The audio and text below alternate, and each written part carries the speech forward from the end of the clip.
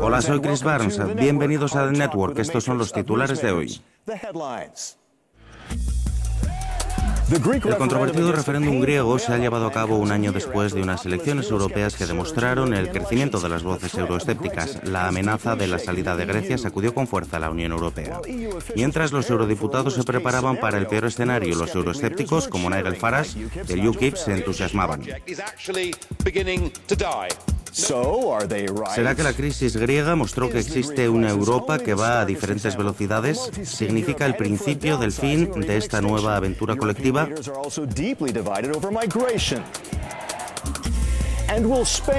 ¿Será España el siguiente? Los sondeos revelan que en las próximas elecciones los partidos que están en contra de las políticas de austeridad avanzan. En esta edición de The Network, en el Parlamento Europeo en Bruselas, están con nosotros Pavel Telička, vicepresidente del Grupo Demócrata Liberal de la República Checa; Pierre Vimont, investigador senior asociado del Carnegie Europe y diplomático; y Pablo Bustinduy, coordinador de la delegación de Podemos en el Parlamento Europeo. Bienvenidos a todos. Esta es una pregunta para todos vosotros. Empezamos por Pavel. ¿Es el principio del fin de la Unión Europea o por lo menos del euro? ¿Es el Eurogeddon una cuestión de tiempo? En la introducción, el señor Farage dice que sí, pero yo creo que es un error. Yo creo que es el principio de un nuevo principio. Pero es verdad que el señor Tsipras tiene que llevar a cabo esta batalla en casa y la Unión Europea tiene que darse cuenta, y la eurozona, que este es solo uno de los problemas, y que existen muchos más contra los que luchar en la UE y la eurozona para resolver los verdaderos problemas de los ciudadanos. Pierre, ¿usted qué piensa? Creo que es una de las crisis más difíciles por las que ha pasado Europa en su historia, y tenemos que recordar que hemos hecho frente a situaciones financieras y económicas terribles. Creo que Europa va a encontrar el camino como lo hizo en el pasado. Pablo, ¿vamos a encontrar una salida? Es un periodo complicado, muy complicado. Nosotros asociamos la idea de Europa a un paraíso de los derechos sociales, de la paz, de la solidaridad y de la coexistencia entre naciones, y ahora es cuando empezamos a cuestionarlo, viendo lo intransigentes que son los acreedores hacia un país que está pasando por un momento difícil. El periódico alemán Die Zeit menciona no solo la crisis griega, vemos una brecha en la democracia húngara, la crisis migratoria, la salida del Reino Unido de la UE y el crecimiento de los partidos de la extrema derecha. Y las soluciones que encuentran los líderes europeos se producen en reuniones nocturnas en vez de en algún tipo de proceso parlamentario. ¿Esto no vaticina el final de la UE? Porque vamos de crisis en crisis. Creo que efectivamente podemos decir que vamos de crisis en crisis en los últimos años. Desde ese punto de vista, creo que tenemos razones para ser escépticos. Pero al mismo tiempo, creo que existe una oportunidad.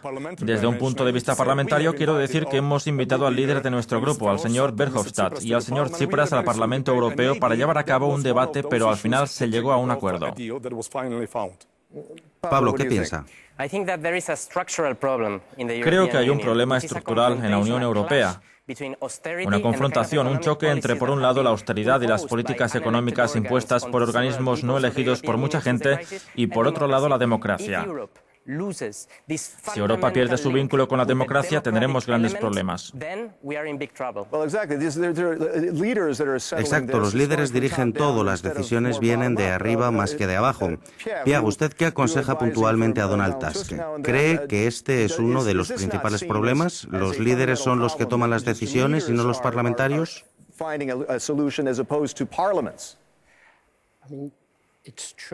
Es verdad, y nos hemos enfrentado a este problema durante años, como a las reuniones de medianoche. Eso tampoco es nuevo. Pero no hay que desestimar que ahora los parlamentarios están tomando la palabra con respecto a lo que está pasando. Es lo que está sucediendo ahora en Grecia, en Alemania, en el Bundestag. Pero para mí la verdadera cuestión es cómo ordenar las cosas en casa. Europa tiene que trabajar de forma más eficaz, mejor de lo que lo ha hecho antes. Hay que revisar este tema. El señor Juncker, presidente de la Comisión Europea, cree que la solución para salir de la crisis griega pasa por la profundización de la unión económica y monetaria. ¿Pero estamos de humor para ir por esta vía, Pablo? Bueno, si miramos hacia Grecia, vemos el tipo de políticas que se han impuesto desde el principio de la crisis financiera, en el que 2/3 del sistema se han destruido. Ellos perdieron el 27% de su Producto Interior Bruto, y la gente en el país vota por una opción diferente, y la reacción desde las instituciones es imponer el mismo tipo de política. Eso es lo que vemos. Este es un problema que necesita ser resuelto a través de una política alternativa. Pavel, hay solo una política monetaria. ¿Cómo podemos imponerla aún más? Estos últimos años, Grecia tenía que haber hecho los deberes de forma más metódica. La Unión Europea también tendría que haber hecho las cosas mejor. Claro que tenemos que encontrar los puntos débiles de la Unión, pero no fuimos nosotros los que causamos los problemas en Grecia. El país vivió por encima de sus posibilidades. Y ahora es cuando tiene que llevar a cabo reformas estructurales para poder integrarse mejor en la zona euro del futuro.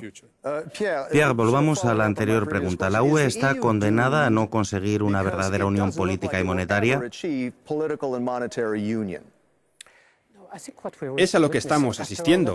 Después de todo, no hay que olvidar que la Unión Económica y Monetaria es aún muy joven. Se remonta a tan solo unos 15 años. A lo que nosotros estamos asistiendo es el primer resultado de esta unión económica, en la que los más fuertes se hicieron más fuertes y los más débiles lo son aún más.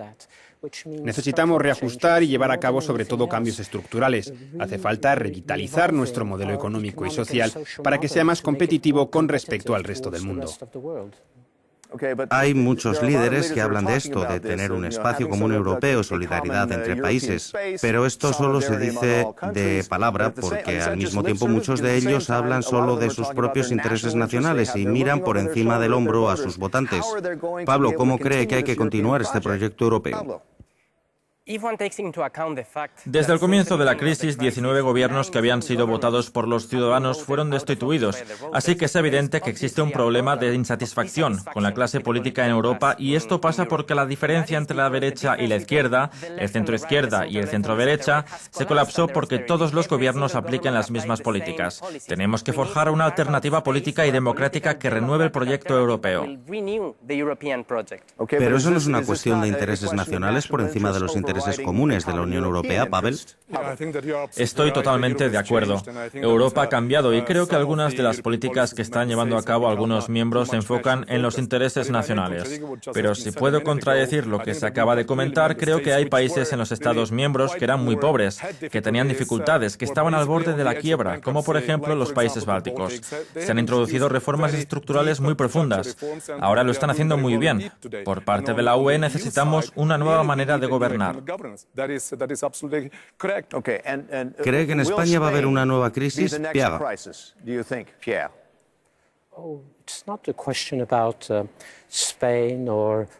No es una pregunta acerca de España, Portugal, Francia o Italia. Es una cuestión de toda la Unión Europea.